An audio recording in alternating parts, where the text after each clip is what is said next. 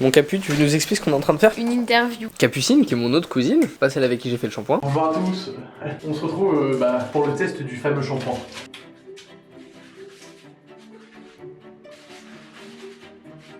Ça mousse. Ah ça mousse. Ah ouais, le petit canard en mousse. Ouais, j'aime bien. Un devoir à faire pour les cours. Sur les réseaux sociaux, c'est ça, si j'ai bien compris. Du coup, tu vas profiter que Blouson soit là. Bonjour. Pour l'interviewer. Sois professionnel. Faut être professionnel, ça me fout la pression à moi ces trucs. Comment faut être professionnel avec vous? Du coup là je pose directement la question. Non, tu attends 30 minutes. Quand tu veux.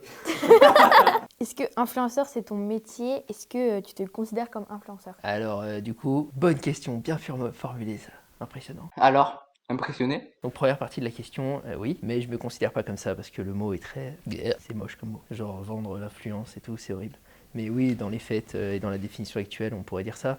Disons que j'ai une audience et que je m'en sers pour gagner ma vie, puisque je leur vends mes livres de recettes. Donc j'ai réussi à créer un produit qui me plaît, qui soit dans mes valeurs, et je le vends, et c'est comme ça que je vis, donc on pourrait dire ça, ouais. Comment est-ce que tu as commencé? C'était quoi comme contenu? Alors j'ai commencé avec un contenu sur la musculation. Je pense que j'ai été attiré par YouTube parce que j'avais des grosses problématiques personnelles, d'aisance, de timidité. Voilà, et j'avais besoin de combattre ça. Et je voyais un gros manque dans le milieu du fitness. J'avais des bonnes connaissances et je voyais beaucoup de mensonges, puisqu'il y a beaucoup de gens qui sont par exemple dopés, qui vont vendre des produits de protéines en poudre en disant prenez ça, c'est magique. En fait, ils sont dopés. Ça m'énervait beaucoup. J'ai un gros problème avec le mensonge et l'injustice. Donc je me suis dit, allons-y, je vais essayer d'apporter ma vérité. Au final, rapidement, je me suis dit, la musculation, le fitness, on a fait le tour. Tout a déjà été dit sur YouTube. Donc j'ai voulu apporter quelque chose de différent, mon originalité à moi. Donc j'y ai mis de ma personnalité, mon humour, moi ce que j'aime c'est faire rire les gens. Et au début c'était une vraie galère puisque comme je t'ai dit j'étais très timide, j'avais du mal avec la caméra, j'avais du mal avec les gens. Et donc j'ai pris ça comme une thérapie personnelle. Au fil des années, si tu regardes mes vidéos sur 5 ans, genre j'ai progressé petit à petit, un tout petit peu à chaque vidéo. Du coup la plateforme où tu as commencé c'est YouTube. Oui c'est ça, ouais. C'était quoi ton objectif? L'objectif premier, c'était, comme je t'ai dit, ouais, d'enlever un peu de mensonge dans le fitness. Mais rapidement, ça a changé. C'était apporter du bonheur aux gens. Moi, j'ai une formation de thérapeute à la base aussi.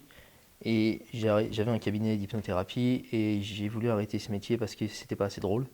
J'avais envie de me marrer. Mais j'ai toujours ça en moi de vouloir aider les gens à vaincre leurs problématiques, à changer physiquement. Tu vois, j'ai rencontré Axel, je lui ai donné quelques conseils, il a perdu 12 kilos. Je l'ai aidé, ça m'anime, tu vois, c'est important pour moi. Rapidement, l'objectif, ça a été d'apporter des choses aux gens, du rire et du bonheur. Ok, d'accord. Combien de personnes tu influences abonnés? Alors, indirectement, je pense des millions.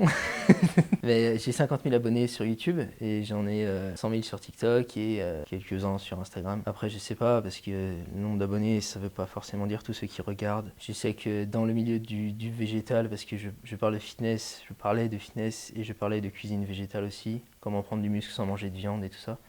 Et je sais que dans ce milieu-là, je suis assez connu. Souvent, quand des véganes se rencontrent, ils disent « Ah, tu connais Blouson », tu vois. Mais je sais pas combien j'en influence, c'est dur à dire. Puis bon, c'est bizarre aussi comme façon de le dire.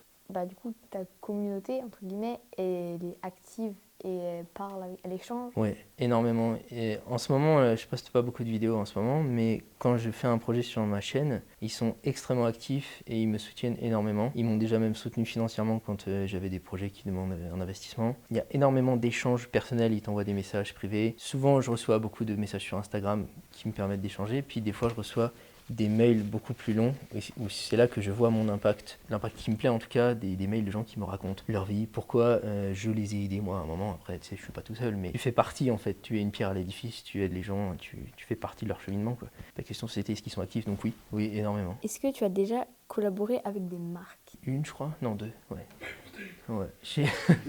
J'ai mon sponsor principal qui est MyProtein, qui est une marque de compléments alimentaires et j'ai voulu participer à leur programme uniquement vegan. Je voulais pas pouvoir gagner de l'argent en aidant d'une manière ou d'une autre à promouvoir des produits carnés ou animaux quoi. Et donc c'est MyVegan du coup leur branche de MyProtein. Et j'ai aussi eu un partenariat une fois avec une marque de bijoux, tu vois, ça c'est un bracelet. Ils m'ont offert des bijoux en échange de parler d'eux. Je l'ai fait parce que le gars c'était un abonné, il était fun, j'aimais bien ce qu'il faisait. Et donc j'ai placé le produit en faisant une poésie.